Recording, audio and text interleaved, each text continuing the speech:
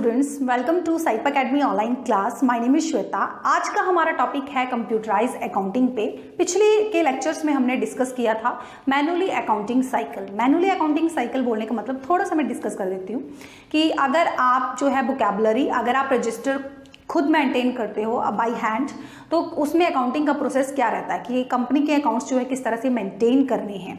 ठीक है, अगर आपने जो है सेल बुक बनानी है, परचेज बुक बनानी है, तो क्या प्रोसेस रहता है उसमें, वो हमने पिछले के लेक्चर में डिस्कस किया था। आज हम करेंगे कंप्यूटराइज अकाउंटिंग। तो इसके नाम से ही पता लग रहा है कंप्यूटराइज्ड, मतलब अगर आपने कंप्यूटर में अकाउंटिंग का प्रोसेस करना है तो सबसे पहले आपको सॉफ्टवेयर की ज़रूरत पड़ती है, जैसे आपको पता है। ठीक है, तो कंप्यूटर में अकाउंटिंग करने के लिए आपको सॉफ्टवेयर परचेज करना पड़ेगा। आपके बहुत सारे अकाउंटिंग सॉफ्टवेयर हैं, जैसे आपका है टैली, जो इंडिया का मोस्ट पॉपुलर अकाउंटिंग सॉफ्टवेयर है, आपका मार्क है, बिजी अकाउंटिंग है, और भी बहुत सारे आपके अकाउंटिंग सॉफ्टवेयर हैं। तो उसमें से जो है आप किसी ना किसी सॉफ्टवेयर को परचेज करके उसमें अकाउंटिंग कर सकते हो, अपने कंपनी के अकाउंट्स को मेंटेन कर सकते हो। ठीक है, तो कंप्यूटराइज अकाउंटिंग में प्रोसेस क्या रहता है अकाउंटिंग साइकिल का, वो आज हम डिस्कस करेंगे। तो सबसे पहले है आपका ट्रांजेक्शन। ट्रांजेक्शन्स क्या होती है, अगर आपने पीछे के लेक्चर अटेंड किए हैं तो उसमें हमने डिस्कस किया था कि ट्रांजेक्शन्स क्या है। एक फाइनेंशियल इकोनॉमी की एक्टिविटीज़ है जिसमें आप क्या करते हो, उसको आइडेंटिफाई करते हो। हमने यही पढ़ा था। ठीक है, तो यहाँ पे जो है मैं डेफिनेशंस के थ्रू थोड़ा सा आपको क्लियरफाई करवा देती हूँ कि ट्रांजेक्शन्स क्या है। A financial transaction is an agreement. सबसे पहली बात, ये एक एग्रीमेंट है और communications carried out between a buyer and a seller to exchange and assets for payment. सबसे पहली बात, ट्रांजेक्शन्स क्या है, एक एग्रीमेंट है, एक बिजनेस इकोनॉमी की एक्टिविटीज है, उसको सबसे पहले आपको आइडेंटिफाई करना होता है कि ये बिजनेस की ट्रांजेक्शन्स है या नहीं है।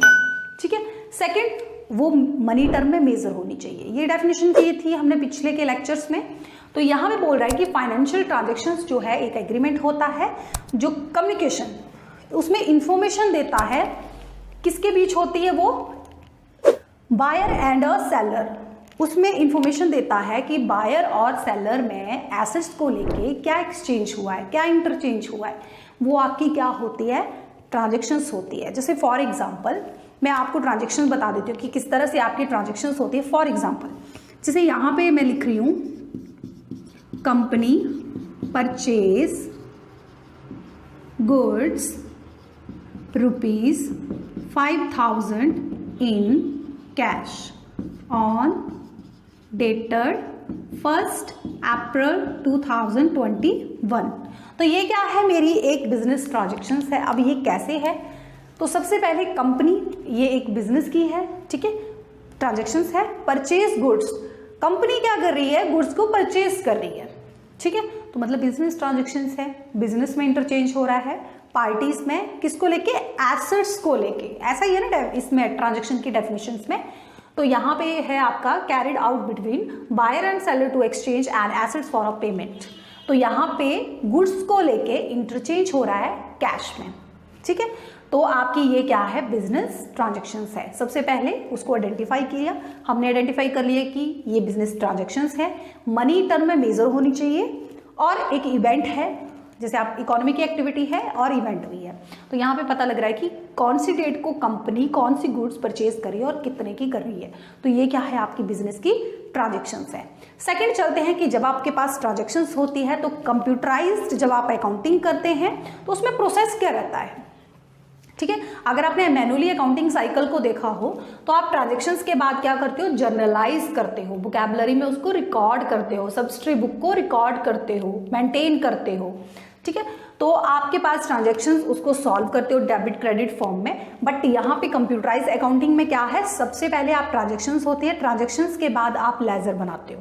ठीक है, क्योंकि आप एंट्री कंप्यूटराइज अकाउंटिंग सॉफ्टवेयर जैसे आपका टैली है फॉर एग्जाम्पल, तो वहाँ पे आप क्या करते हो, आपकी ट्रांजेक्शन्स होती है, उसको आपने क्या करना होता है, टैली में उसको रिकॉर्ड करना होता है। तो उसके लिए आपको सबसे पहले लेजर्स बनाने पड़ते हैं। ठीक है, उसमें टैली में जो है आपके 2 टाइप के लेजर्स होते हैं, cash and profit and loss, जो आपके अकाउंट्स के हेड होते हैं। ठीक है, जिन्हें हम लेजर्स कहते हैं।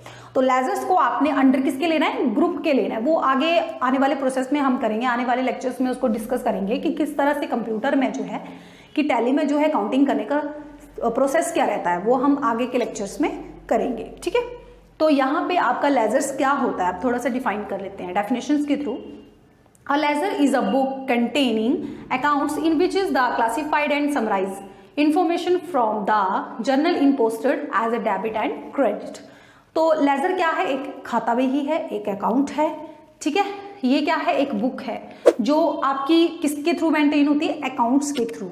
कि उसमें क्या होते हैं, लेजर्स में आपके अकाउंट्स होते हैं विच इज़ द क्लासिफाइड। आपके अकाउंट्स होते हैं, बहुत सारे अकाउंट्स होंगे आपके परचेज अकाउंट होगा, सेल अकाउंट होगा, पेमेंट होगा, रिसीप्ट होगा, तो वो सारे आपके अकाउंट्स होते हैं। उनको क्या करना होता है, क्लासिफाइड करना होता है। पहली बात तो ये। तो ट्रांजेक्शंस में अगर आप देखो तो सबसे पहले आपको दो ऐसे लेजर्स को डिफाइन करना है जिसकी आप लेजर बुक बना सको, ठीक है। तो हमने ली थी यहाँ पे कंपनी परचेज गुड्स। तो सबसे पहले हमारे पास दो लेजर कौन कौन से हैं, सबसे पहले हैं परचेज गुड्स, सेकंड है कैश। तो हमें हमारे लेजर्स मिल गए। फर्स्ट है आपका परचेज गुड्स, सेकंड है आपका कैश, ठीक है। दो लेजर मिल गए, मतलब एक बनेगा परचेज अकाउंट का लेजर, एक बनेगा कैश अकाउंट का लेजर्स। क्लियर है। उसके बाद हम करेंगे कि उसमें डेबिट और क्रेडिट बैलेंस डालते हैं, ठीक है। तो उसके लिए हमें क्या करना पड़ेगा, जर्नल एंट्री को पास करना पड़ेगा, ठीक है। तो जर्नल एंट्री पास कर लेते हैं यहाँ पे। तो जर्नल क्या होता है, journal is a debit account that record all the financial transactions of a business. Journal क्या होता है, एक ओरिजिनल एंट्री बुक होती है आपकी, ठीक है। उसमें आप क्या करते हो, जो भी आपकी डेबिट्स अकाउंट हैं, जो भी आपकी फाइनेंशियल ट्रांजैक्शंस हैं, जितनी भी हैं, उनको आप क्या करते हो, जर्नल में जर्नलाइज करते हो, मतलब जर्नल प्रॉपर बनाते हो, ठीक है। तो आपने क्या करना है, जैसे ये ट्रांजैक्शंस है, इसको हमने सॉल्व करना है। तो आने वाले लेक्चर्स में हम क्लियर करेंगे कि हमारे कौन कौन से अकाउंट हैं, कौन कौन से रूल हैं उन अकाउंट्स के जिनके थ्रू हम अकाउंटिंग जो आपके अकाउंट्स के हेड हैं उनको डेबिट क्रेडिट करते हैं। वो आने वाले लेक्चर्स में हम डिस्कस करेंगे।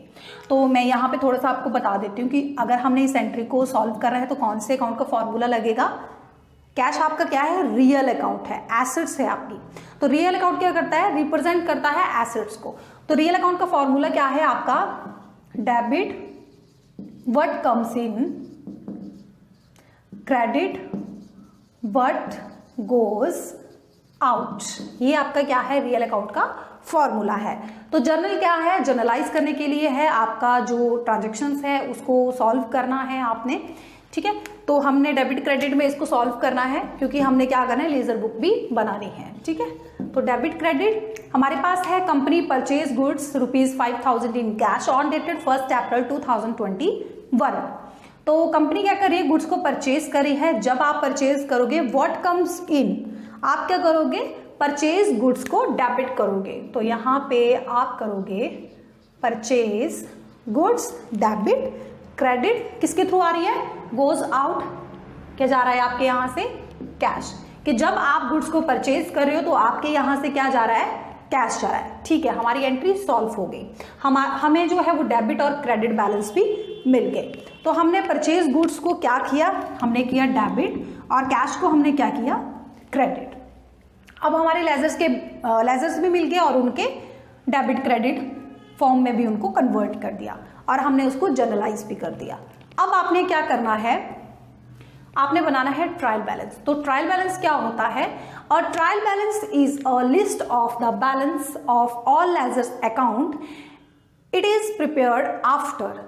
ट्रायल बैलेंस क्या है, एक लिस्ट होता है, एक टेबल होता है जिनमें आप क्या करते हो, बैलेंस डालते हो, किसके, लेजर अकाउंट के बैलेंस डालते हो। जिसमें मैंने आपको कहा ना, परचेज गुड्स और कैश, इसको डेबिट क्रेडिट सॉल्व कर दिया क्योंकि यहाँ पे आपको मैंने लेजर्स में डेफिनेशंस के थ्रू बताया कि आप जर्नल में उसको पोस्ट करते हो जिससे कि आपके क्या होता है, डेबिट और क्रेडिट बैलेंस निकल जाते हैं, ठीक है। तो आपके डेबिट क्रेडिट बैलेंस निकल चुके हैं।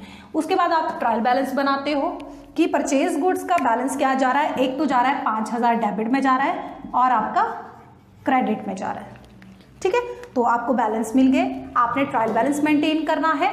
सेकंड है कि आप ट्रायल बैलेंस मेंटेन करते हो तो कैसे करते हो, उससे पहले क्या प्रोसेस होता है, तो making all adjustment entry in the journal. आप क्या करते हो, जो भी एडजस्टमेंट एंट्रीज हैं वो आप उसको जर्नल में रिकॉर्ड करते हो, जर्नल एंट्री पास करते हो। Posting the journal entries to the ledgers, आप उसको क्या करते हो, जब आपने जर्नल एंट्री पास कर दी फिर उसको पोस्ट करते हो लेजर्स में, ठीक है। उसके बाद बैलेंसिंग द लेजर अकाउंट, उसके बाद आप क्या करते हो, बैलेंस को इक्वल करते हो, ठीक है। तो आप ट्रायल बैलेंस कैसे बनाते हो, थोड़ा सा फॉर्मेट में आपको बता देती हूँ। तो यहां पे रहता है आपका सीरियल नंबर,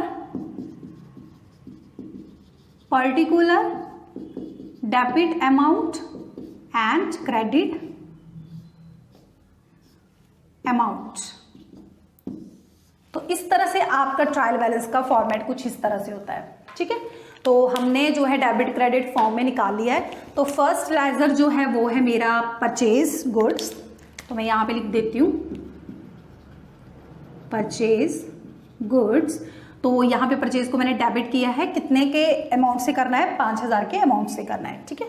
तो डेबिट में मैंने 5000 डाल दिया, क्रेडिट में कोई नहीं है परचेज का आपका बैलेंस। सेकंड जो लेजर है वो है मेरा कैश। तो कैश मेरा मैंने क्रेडिट किया है, कितने का अमाउंट से करना है, 5000 के अमाउंट से करना है, ठीक है। हमने इसको क्लोज कर दिया, हमारे पास कोई एंट्री नहीं है। अगर आपके पास और एंट्रीज है तो इस तरह से आप ट्रायल बैलेंस मेंटेन करते जाओगे। उसके बाद हमने क्या बोला है कि लेजर्स के अकाउंट्स के बैलेंस डालने हैं, देन उनको क्लोज करना है, मतलब उसका ग्रैंड टोटल करना है। तो ग्रैंड टोटल कर दिया, तो डेबिट साइड का भी आपका 5000 है, क्रेडिट साइड का भी आपका 5000 है। तो इस तरह से आप ट्रायल बैलेंस को मेंटेन करते हो। सेकंड, आपने ट्रायल बैलेंस को मेंटेन कर दिया, देन उसके बाद आपका क्या मेंटेन होता है, profit and loss and balance sheet.